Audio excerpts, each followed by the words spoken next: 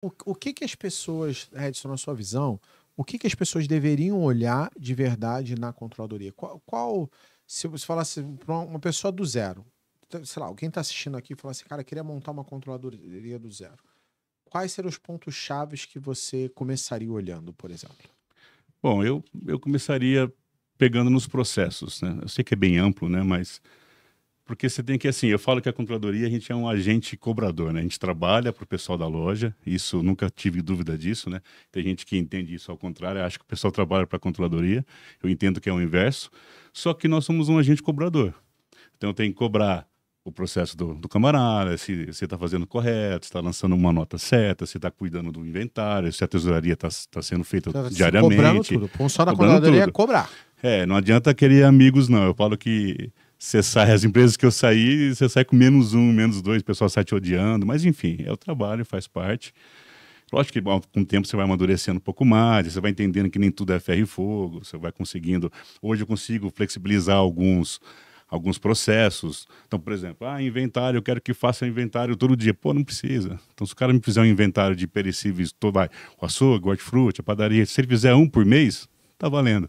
Então dá para Já, flexibilizar algumas já dá coisas, pra, já dá entendeu? para conseguir descobrir qual o problema, Sim, já dá para conseguir fazer entender, análise. dá para poder analisar. Então a parte financeira, a parte contábil hoje, né? A parte contábil está É muito importantíssimo, né? poxa, eu falo que eu costumo dizer, né, que o tributário vai salvar a empresa, né? Então tem muito dinheiro no tributário. E por mais que a gente faça que veja, Leandro, você não consegue ver tudo, É isso. infelizmente. Aí você tem que usar, né, de ferramentas para Mix Fiscal, por exemplo, que é um parceiro Aham. da gente e tal, enfim, para poder ajudar a olhar para esses tributos, né? E não só isso, né? Então, estratégias, né? Vou fazer uma empresa, uma terceira que vai cuidar da frota da empresa, que vai alocar para a empresa do lucro real. Então, pronto, enfim. Então, o controle olha, chega a olhar a estratégia, principalmente Sim, tributária, contábil, sim, olha a parte de prevenção, os também. inventários, estoque, olha a parte financeira, porque o controle muitas vezes ele é o guardião do orçamento, Sim, né? Em algumas empresas é inclusive quem aprova as contas, né? Quem vai lá e diz se paga ou não paga uma conta.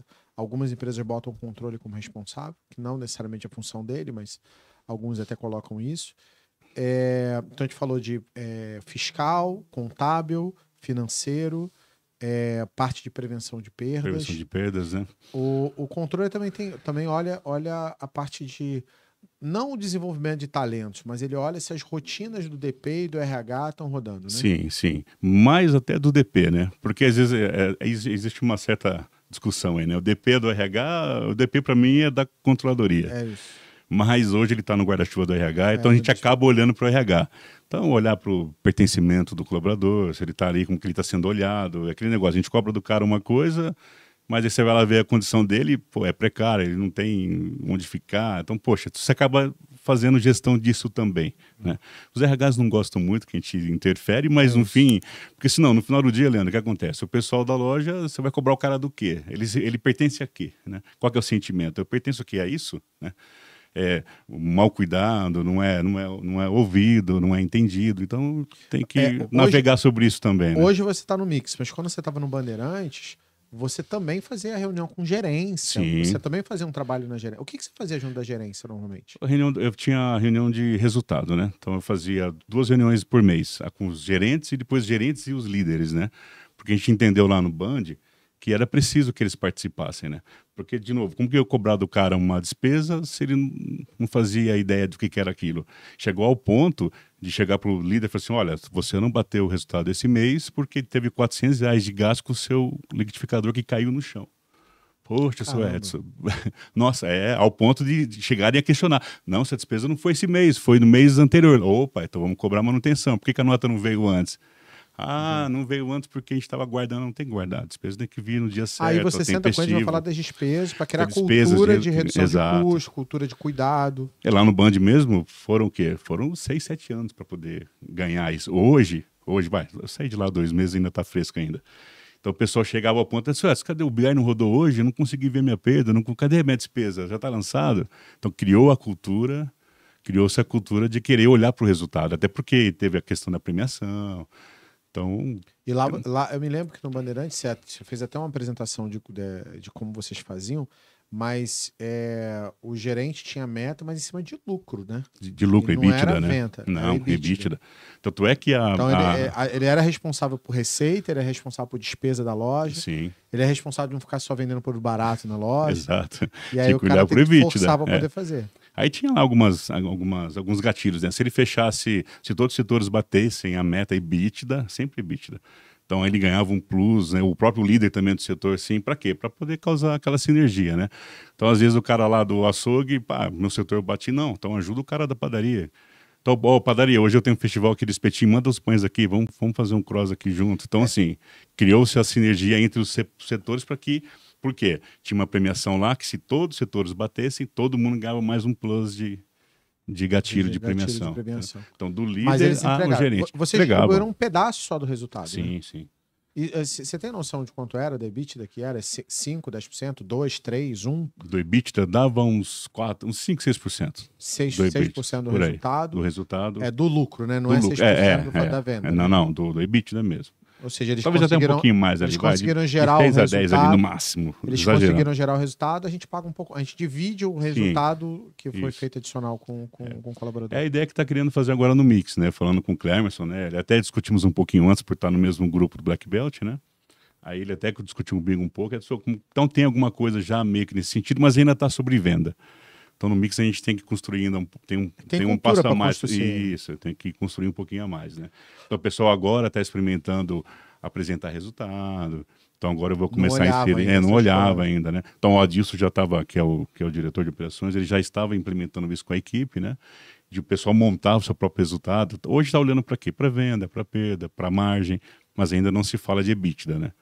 É um caminho a desenhar esse do EBITDA. Né? É importantíssimo, pelo menos os líderes, né? Não necessariamente você precisa abrir o resultado para todo mundo, mas pelo menos as lideranças terem noção do resultado dela, que está sendo cobrado, o resultado que ela está fazendo, até para criar a cultura do cara olhar, e quando o cara é obrigado, sei lá, a apresentar o resultado para você, ele é obrigado a parar pelo menos uma vez por mês para olhar o resultado, para poder te apresentar e te dar um porquê ali.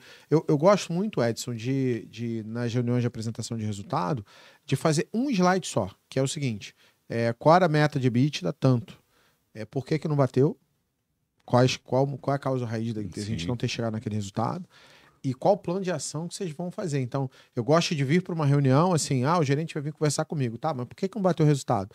Então, já quero que você venha para a reunião com o resultado apresentado, mas por que você não bateu no resultado e o plano de ação sugerido para você atingir o resultado daqui para frente. Exato. E aí lá a gente vai discutir o plano, mas ele precisa vir e entregar o resultado meio que mastigadinho,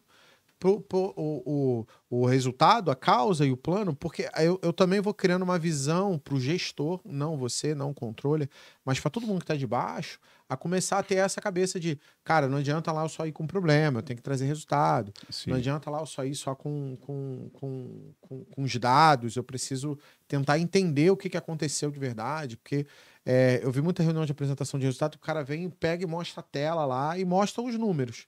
E lá se analisa lá na hora.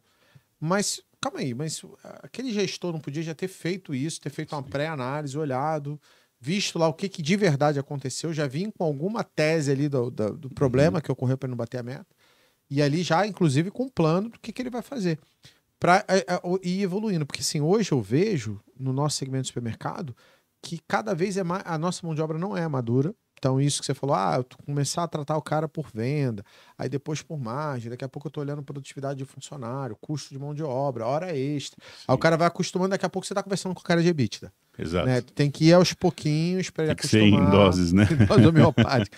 Para ele poder ir se acostumando, para algum momento a gente poder fazer isso, né? Sim. Que nem lá no Band já estava, depois de um certo tempo, já estava assim. Hoje no Mix, que eu já estou acompanhando, já tem 2 ou 3 reuniões que eu estou acompanhando, né?